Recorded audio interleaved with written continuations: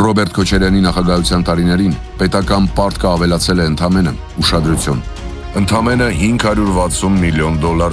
այն էլ բացառապես արտոնյալ պայմաններով։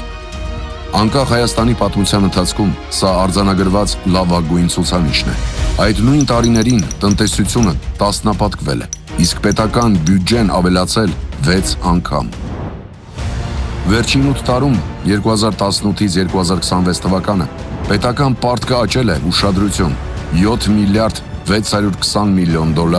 հասնելով համարյա $15 միլիարդ։ Փաշինյանի կառավարման ընթացքում ամեն քաղաքացու հաշվով պետության կողմից վերցված պարտքը հասել է մոտ $5,000։ Սիրելի քաղաքացիներ,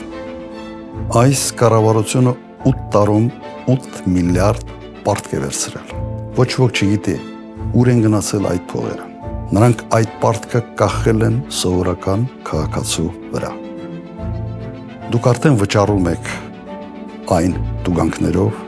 հարկերով եւ турքերով։ Չի լինելու դա։ Իշխանությունը կփոխվի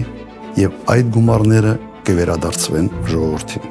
Հայաստանի քաղաքացին այլևս խաբված չի լինելու։